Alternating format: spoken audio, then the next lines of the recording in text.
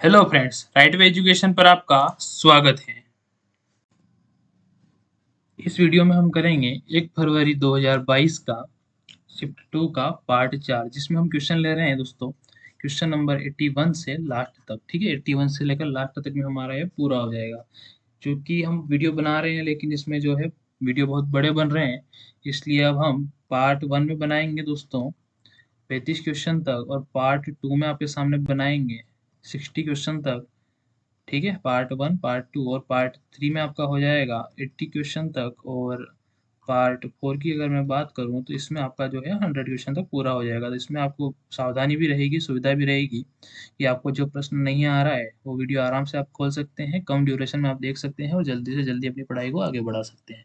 ठीक है दोस्तों, तो अभी हम कर रहे हैं 1 फरवरी 2022 का शिफ्ट सेकंड का पार्ट 4। क्वेश्चन है हमारे सामने। शीर्ष 50 अमीर व्यक्तियों के सर्वेक्षण में रमन पुरुषों में तीसरे और जूही महिलाओं के बीच चौथे स्थान पर है। रमन सिर्फ पुरुषों के बीच में तीसरे स्थान पर। जैसे कि मैं बात करूं रमन की, पुरुषों की मैं बात करूं, किसकी बात करूं मैं, पुरुषों की, तो यहाँ पर कोई व्यक्ति है, दो व्यक्ति, और रमन जो है कहाँ पर है, तीसरे स्थान पर है। इसको मैं आर लिख देता हूँ। और जूही जो है महिलाओं के बीच किस स्थान पर है, महिलाओं के बीच है ना, केवल महिलाओं महिलाओं की बात कर रहा है। 1 2 और 3, यहाँ पे जो है महिलाओं के बीच चौथे स्थान पर कौन है, जूही। ओके, अब दिया है कि जूही सर्वेक्षण में रमन से एक स्थान नीचे है। ठीक है, अगर हम पुरुषों और महिलाओं दोनों को मिला लें तो रमन से नीचे कौन आ जाएगी, जूही। ओके, सर्वेक्षण में रमन की रैंक क्या है, यह दिया जाता है कि कोई दो व्यक्ति, बिल्कुल दो व्यक्ति जो है इससे ऊपर है, इस प्रकार से कुछ दिया गया है। तो जूही जो है रमन से एक स्थान नीचे है, ऐसा इन्होंने कहा है। तो इससे ऊपर 3 महिलाएं हैं और इसमें कहीं पे 2 पुरुष ऊपर हैं, तो ये 3 और ये 2 तो ऊपर ही रहेंगे। इस प्रकार से 2, ये कोई तीसरा, ये 4, ये 5 तो ऊपर ही रहेंगे। उसके बाद आ जाएगा कौन, आपका रमन, और उसके बाद आ जाएगी कौन, जूही। ठीक है, तो जूही सर्वेक्षण में रमन से एक स्थान नीचे है, जूही जो है एक स्थान नीचे है। हमको दिखाना है सर्वेक्षण में रमन की रैंक क्या है। तो देखते हैं कि 1 2 3 और 4 5 6, तो रमन की जो रैंक है वो कितनी है, 6। तो आपका पहला ही ऑप्शन क्या हो जाएगा, सही हो जाएगा। अब बढ़ते हैं हम अपने नेक्स्ट क्वेश्चन पर। अगला प्रश्न है हमारे सामने। एक निश्चित कुट भाषा में पीईए को, किसको, पीईए के को कहा जाता है 3512, और DINE को कहा जाता है क्या, 6895। तो आपको तो बताना है कि KIND को क्या कहा जाएगा। तो दोस्तों यहाँ पर आपको सबसे पहले एक कोई भी कॉमन वर्ड मिलता है जिसका अगर नंबर सेम है तो बाकी सारे नंबर्स यहाँ पर अक्षरों को दिखाते हैं। तो ई का 5 है, यहाँ पर भी ई का 5 है, इससे पता चलता है कि पी का 3 होगा, ए का 1 हो जाएगा, के का 2, डी का 6, आई का 8 और एन का 9 हो जाएगा। तो हमें दिखाना है कि काइंड का क्या है। तो के का जो है कितना है, 2। तो सबसे पहले देखते हैं 2 तो सभी में है, और देखेंगे तो लास्ट टाइम 6 भी सभी में है। तो 6 किसका है, डी का है, ये भी सभी में है। अब 2 स्थान और हमको चाहिए, तो इसकी बात करते हैं आई की। तो आई का कितना है, 8, और एन का कितना है, 9। तो ये हो जाएगा हमारा 2896, 2896, मतलब कि सी वाला आंसर हमारा सही हो जाएगा। अब बढ़ते हैं नेक्स्ट क्वेश्चन पर। अगला क्वेश्चन हमको दिया है कि यदि ए इज इक्वल टू 1 हो और L O T is equal to 47 हो, तो एम ए टी का मान ज्ञात करो। दोस्तों एबीसीडी में जो क्रम होता है, ए आता है पहले नंबर पर, एल आता है आपका 12वें नंबर पर, ओ आता है आपका 5वें नंबर पर, और टी आता है आपका 20वें नंबर पर। ठीक है, तो इन्होंने दिया है कि L O T is equal to 47, कुछ नहीं किया है, सभी को जोड़ लिया है। 20 और 5 25 होते हैं, 25 और 12 कितने हो जाते हैं, 47। और हमको पता लगाना है कि एम ए टी का कितना आएगा। ठीक है, तो सबसे पहले हमें आपसे पूछता हूँ कि एम का कितना होता है, तो आप बताएंगे कि सर 13 होता है। तो अगर आपसे पूछता हूँ कि ए का कितना होता है, तो आप कहेंगे कि सर 1 होता है। और टी का अगर मैं आपसे पूछता हूँ तो आप कहेंगे कि सर 20 होता है। अब आप बोलोगे कि सर इनको आराम से जोड़ लीजिए, तो 21 और 13 कितने हो जाएंगे आपके, 34। 21 और 13 कितने हो जाएंगे, 34। ओके फ्रेंड्स, तो इसका जो आंसर हो जाएगा हमारा सी वाला सही हो जाएगा। ठीक, डन। आगे बढ़ते हैं। अगला प्रश्न है हमारे सामने कि निम्नलिखित अक्षरों से एक शब्द बनाया जा सकता है, वह शब्द कौन सा है, हमको पता लगाना है। ओके फ्रेंड्स, तो हमको दिया है BEAHSIGINM, इससे कौन सा शब्द बनाया जा सकता है। तो हमारे सामने सबसे पहला शब्द है, कौन सा है, BLUEPRINTS क्या ऊपर दिए हुए शब्दों से बनाया जा सकता है? सबसे मैं पहले बात करूं, क्या बी इस ऊपर वाले शब्द में है? तो हाँ है। एल है क्या? तो हम आप कहोगे कि नहीं सर एल तो इसमें नहीं है, तो बिल्कुल ये वाला तो इससे नहीं बनाया जा सकता। उसके बाद हम इससे आगे मिलाते हैं, तो आगे मिलाने पर अगला वाला मिलाते हैं तो बी जो है, बी आप कहेंगे कि सर इसमें है क्या? तो हाँ है। ई इसमें है क्या? तो हाँ जी सर है, ये भी है और ये भी है। एस एच मिलाते हैं तो एस भी है और एच भी है। ए की अगर मैं आपसे पूछता हूँ तो आप कहेंगे जी सर है ना। उसके बाद आगे की बात करें MING, तो आप देखेंगे MING पूरा का पूरा वर्ड इन्हीं अक्षरों से बनाया गया है, तो बी वाला बिना देखे आगे के अक्षरों से सही हो जाएगा। और आगे अक्षर आप मिलाना भी चाहो तो मिला सकते हो। आप देख पा रहे होंगे कि दोनों ही वर्ड में ओ दिया हुआ है, इसमें भी ओ है और इसमें भी ओ है, लेकिन जो हमें जो शब्द दिया गया है इसमें कहीं पर भी ओ नहीं है, तो बी वाला आपका आंसर सही हो जाएगा। आपको परीक्षा में आंसर लगाना है और आगे बढ़ना है, फिर चाहे ऑप्शन जो भी हो देखने की जरूरत ही नहीं है। निम्नलिखित शब्दों को शब्दकोश के दिए गए क्रम के अनुसार लिखिए। एबीसीडी का जो क्रम होता है उसमें हमें इसको लिखना है। तो सबसे पहले हम देखते हैं कि ओ आर तो सभी में है ना, ओ आर तो सभी में, तो इससे डिसाइड हो नहीं पाएगा। अब आगे चलते हैं, तीसरा अक्षर देखते हैं, तो इसमें पहले वाले में मिलता है जी और उससे अगले वाले में हमको मिलता है क्या? आई। तो आप बताइए कि जी पहले आएगा या फिर आई पहले आएगा? तो आप कहेंगे कि सर जी पहले आएगा। ठीक है, तो आई आई वाले इन दोनों को हम लेंगे सबसे लास्ट में, है ना। सबसे पहले इन तीन को लेंगे, फर्स्ट, फोर और फाइव। अब इनका क्रम डिसाइड करने के लिए हमें अगले वर्ड पर पढ़ना होगा। तो जी के बाद में देखते हैं ए और ए, तीनों में ए है, इससे भी डिसाइड नहीं होगा। उसके बाद हमें अगले पर चलना होगा, तो अगला बताएगा एन एन एन, और इससे भी डिसाइड नहीं होगा। तो इससे अगले पर चलते हैं, तो इसमें तो कोई वर्ड है नहीं, तो इसमें अगर कोई वर्ड नहीं है तो सबसे पहले काउंटिंग हो जाएगी किसकी? इसकी। तो एक नंबर पे तो आ जाएगा आपका एक ही। ओके, उसके बाद देखते हैं कि इनमें दोनों में है आई और आई, और अगर ये इससे भी नहीं होगा तो सी और एस देखते हैं, तो सी पहले आएगा या फिर एस पहले आएगा? तो आप कहेंगे कि सर सी पहले आएगा। तो दूसरे नंबर पे आ जाएगा आपका चौथा वाला और तीसरे नंबर पे आ जाएगा आपका पांचवा वाला। अब जो बचे हैं हमारे पास, कौन से बच्चे हैं? आई और आई वाले। तो सबसे पहले हम देखते हैं कि जी और ई हमको लास्ट अगले वाले में मिलेगा कौन सा शब्द अक्षर? जी, और इसमें मिलेगा ई। तो जी पहले आता है या फिर ई पहले आता है? तो आप कहेंगे कि सर ई पहले आता है। तो बिल्कुल यहाँ पे जो है ई वाला चौथे नंबर पे आ जाएगा और ये वाला पांचवें नंबर पे आ जाएगा। तो देखते हैं कि ये क्रम किसका मिल रहा है। तो सबसे पहले आता है पहला वाला। ओके, तो ये मिलाते हैं, तो पहला वाला तो सभी में है।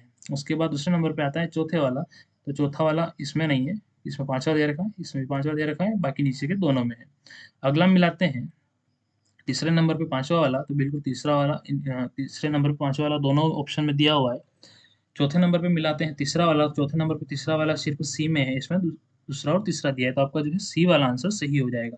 चलते हैं अब हम अपने नेक्स्ट क्वेश्चन पर। नेक्स्ट क्वेश्चन है हमारा, 58 आदमी एक इमारत में बिजली की फिटिंग 14 दिनों में पूरा कर सकते हैं। क्या कर सकते हैं? 14 दिनों में पूरा कर सकते हैं। ठीक है, तो उसके बाद में आपको दिया है कि 43 आदमी इस काम को कितने दिनों में करेंगे, यही दिया है। ठीक है फ्रेंड्स, तो आप देखते हैं कि 58 आदमी एक काम को कितने दिनों में करेंगे?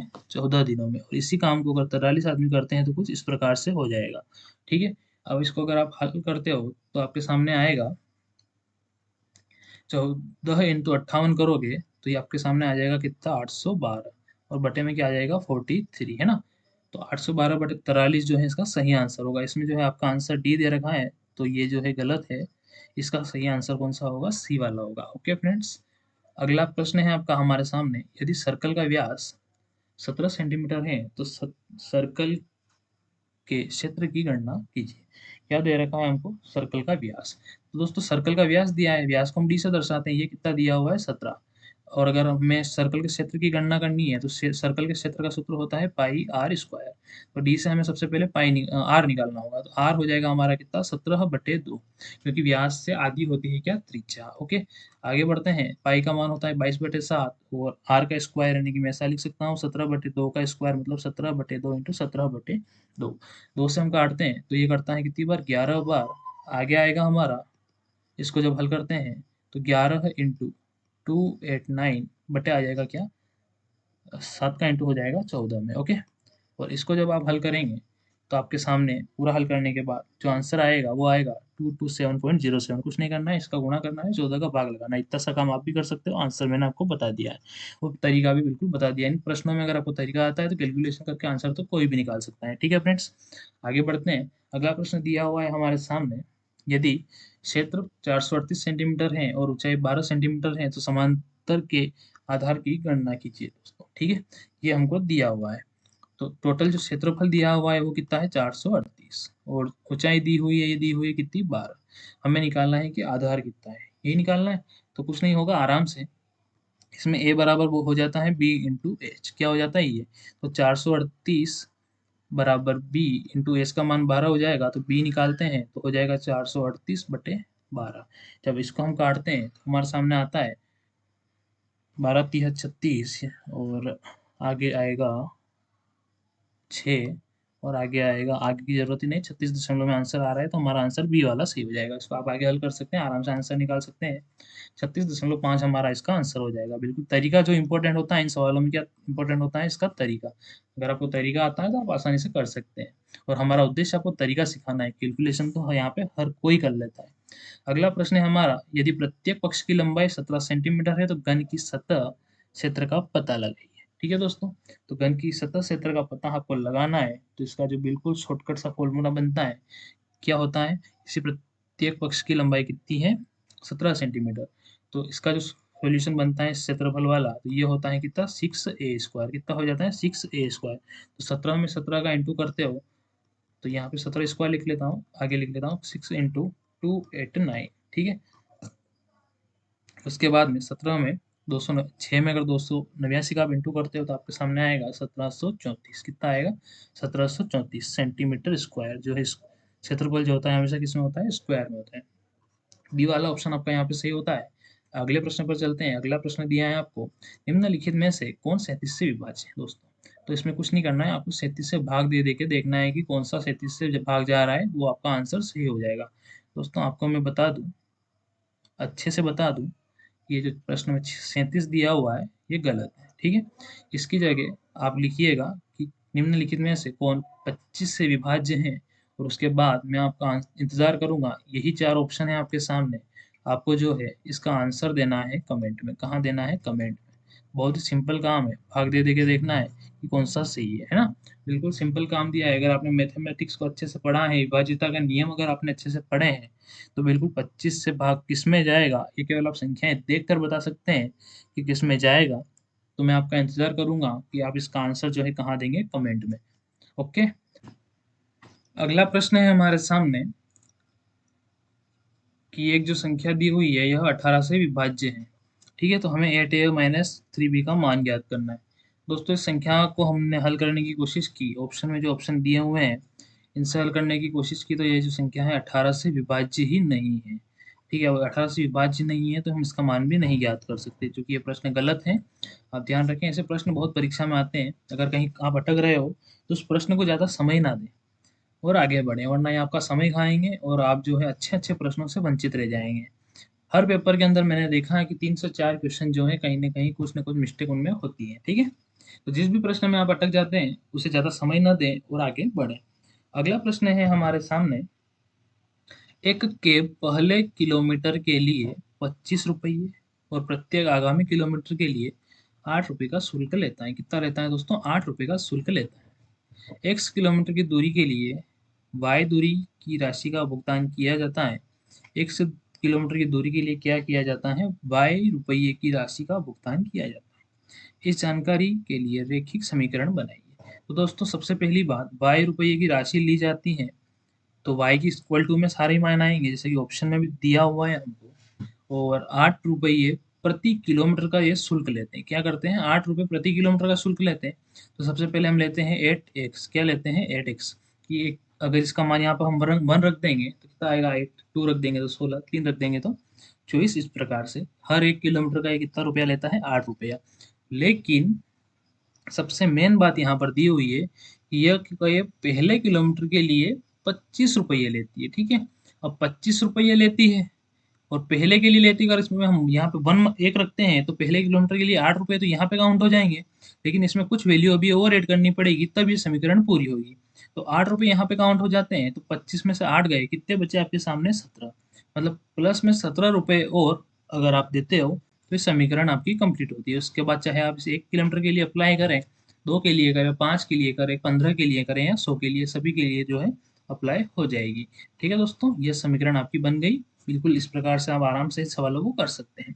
अगला दिया हुआ है प्रश्न, प्रिज्म का आयतन 288 घन सेंटीमीटर है और प्रिज्म की ऊंचाई 24 सेंटीमीटर है, तो प्रिज्म के आधार का क्षेत्रफल ज्ञात कीजिए। बिल्कुल दोस्तों, आराम से इसको हम कर सकते हैं कि जो आयतन है वो होता है लंबाई इंटू चौड़ाई इंटू ऊंचाई। ठीक है, वो लंबाई इंटू चौड़ाई जो क्षेत्रफल होता है इसका सूत्र होता है, और हमको यही पता लगाना है।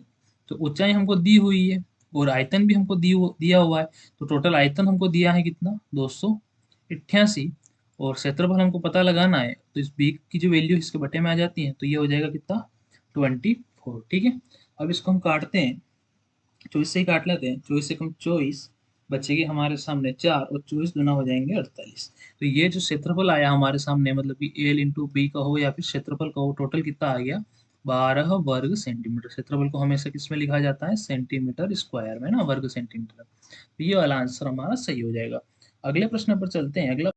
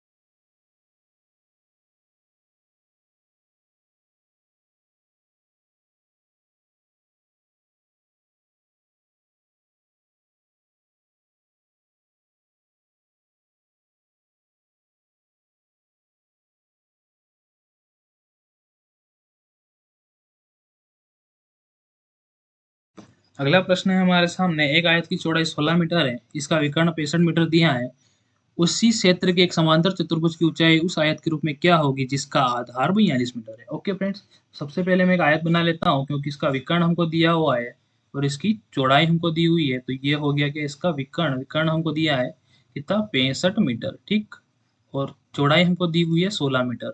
तो ये जो है एक समकोण त्रिभुज बनता है। यहाँ पर अगर आप पाइथागोरस प्रमेय लगाते हो कि 65 यानी कि कर्ण का स्क्वायर बराबर लंब का स्क्वायर प्लस क्या हो जाता है, आधार का ये लंब इसको ले लेते हैं तो आधार का स्क्वायर, और इसको अगर आप हल करते हैं तो दोस्तों अगर आपको ट्रिपलेट सीधे से याद है तो बहुत ही आसान हो जाता है कि 16, 63 और 65 एक ट्रिपलेट बनता है। तो यहाँ पर हम सीधा ही ले रहे हैं 63 मीटर। अगर आप इसको पूरा हल करेंगे तो भी आपके पास आंसर आ जाएगा। ठीक है, तो सबसे पहले मैं बात करूँ कि इसका क्षेत्रफल, तो आयत का क्षेत्रफल होता है लंबाई इंटू चौड़ाई, यानी कि 63 इंटू 16, ये जो हमको दिया हुआ है। अगला दिया है, उसी क्षेत्र में एक समांतर चतुर्भुज की ऊंचाई उस आयत पर क्या होगी जिसका आधार हमको 42 सेंटीमीटर, मतलब इसी के ऊपर अगर हम एक प्रकार से समांतर चतुर्भुज बनाते हैं तो ये जो है क्षेत्रफल तो सेम रहेगा, और इसका आधार हमको दिया है 43, तो ये क्षेत्रफल इसका अगर हम गुणा ही नहीं करते हैं तो यहीं से हल हो जाएगा 42। ठीक, तो इसका क्षेत्रफल और समांतर चतुर्भुज का क्षेत्रफल बराबर है, तो आधार हमको दिया है, तो हमको क्या निकालना है, इसकी ऊंचाई।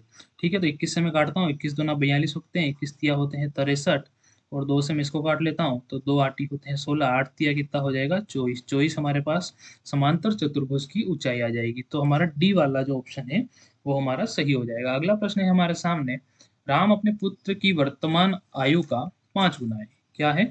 5 गुना। राम अपने पुत्र की वर्तमान आयु का 5 गुना है। यदि 5 वर्ष बाद उसकी आयु उसके पुत्र की 4 गुनी होगी, तो 12 वर्ष पहले राम की आयु और अपने पुत्र से कितना गुना है? 12 वर्ष पहले की हमको निकालनी है।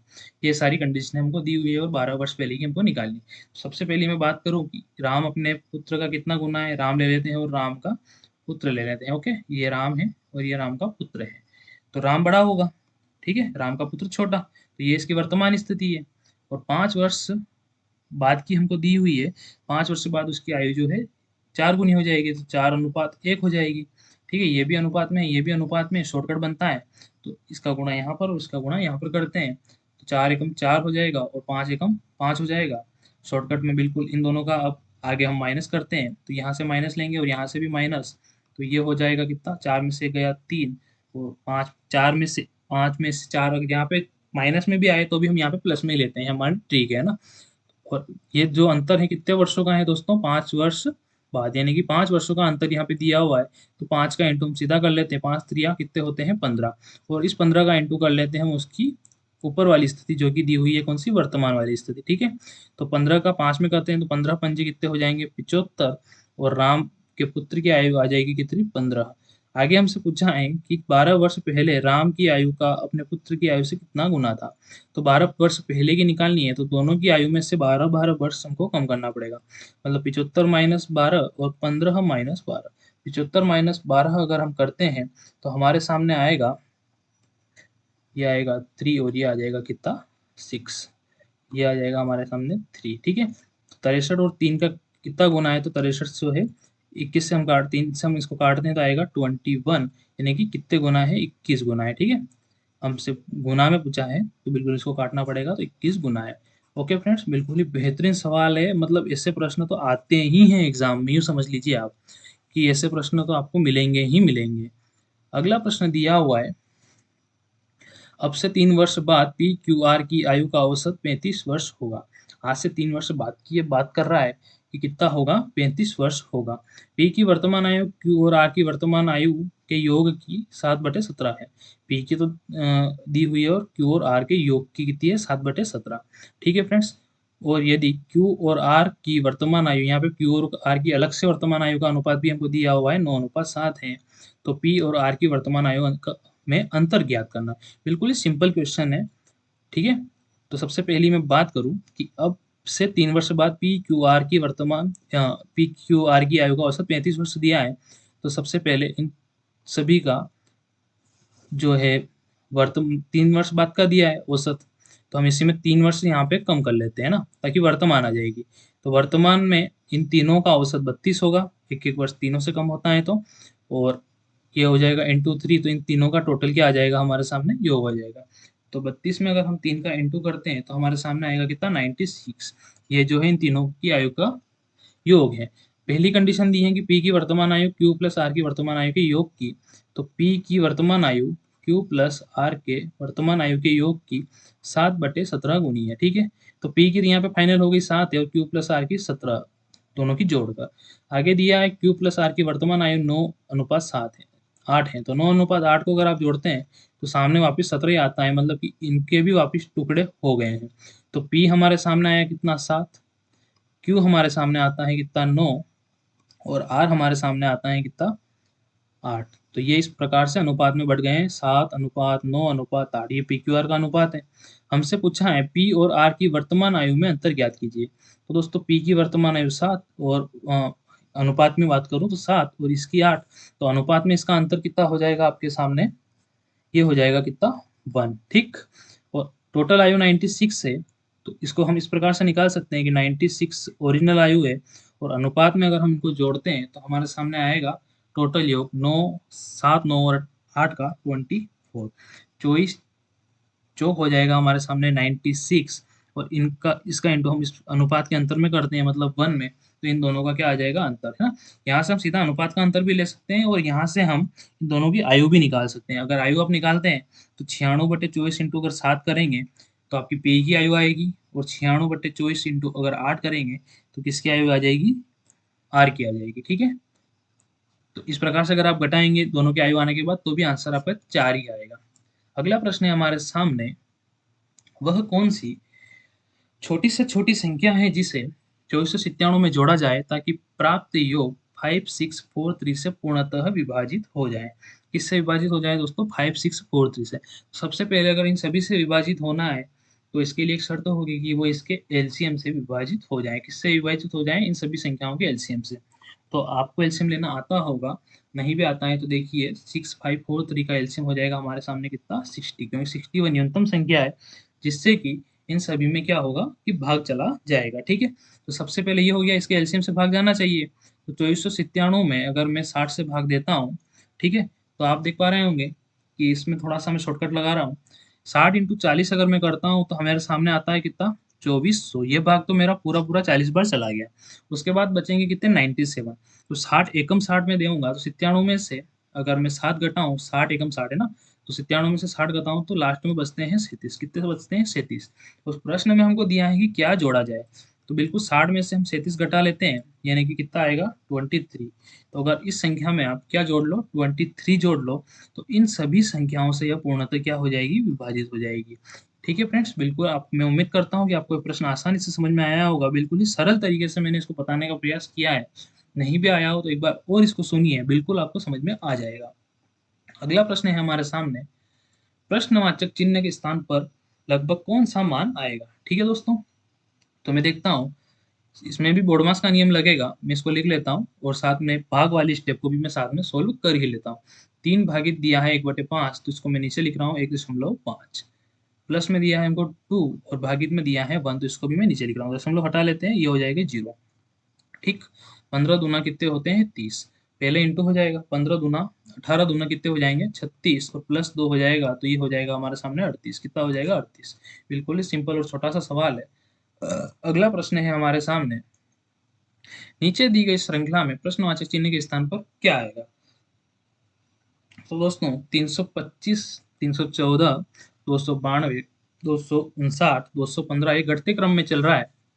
इस प्रश्न को थोड़ा और आसान बनाने के लिए मैं इसको थोड़ा बड़ा कर लेता हूँ आपके सामने। ठीक है, तो 325 में से अगर आप घटाएंगे, 325 में से अगर आप घटाएंगे किसको, 314 को, तो आपके सामने आएगा -11। कितना आएगा, -11। और 314 में से 292 अगर आप घटाएंगे तो आएगा -22। ठीक है, -22। अब इसमें से हम इसको अगर घटाते हैं तो -33 आएगा, और अगर इसमें से और कम करें तो -44। तो अब यहाँ पे क्या कम करना पड़ेगा दोस्तों, तो यहाँ पे हमको कम करने का 55। ठीक है, तो 215 में अगर मैं 55 कम करता हूँ तो देखो 215 माइनस अगर मैं 55 करता हूँ तो आप देख पा रहे होंगे कि 5 में से 5 जाएंगे, 0 बचेंगे, और यहाँ पे 21 में से 5 जाएंगे तो हमारे कितने बच जाएंगे, 16। तो 160 हमारा सही आंसर आ जाएगा। उम्मीद करता हूँ दोस्तों आपको क्लासेस बहुत पसंद आ रही होगी। आप अपने मित्रों के साथ शेयर जरूर करें, बहुत ही मेहनत से हम इनको बना रहे हैं, और आपके लिए हम चाहते हैं कि ज़्यादा से ज़्यादा बच्चों का सिलेक्शन हो, ज़्यादा से ज़्यादा बच्चे प्रतियोगी परीक्षाओं में अच्छा कर पाएँ। इसीलिए पूरी क्लासेस फ्री हैं। ऐसे कंटेंट आपको पेड क्लासों में भी नहीं मिल पा रहे होंगे, जैसा कि हम यहाँ पे आपको फ्री में उपलब्ध करवा रहे हैं। ओके फ्रेंड्स, बने रहिए, जुड़े रहिए, और आप अपने प्रश्नों को हल करते रहिए। अगर आपको कोई प्रश्न समझ में नहीं आता है तो कमेंट बॉक्स में ज़रूर डाल दीजिएगा।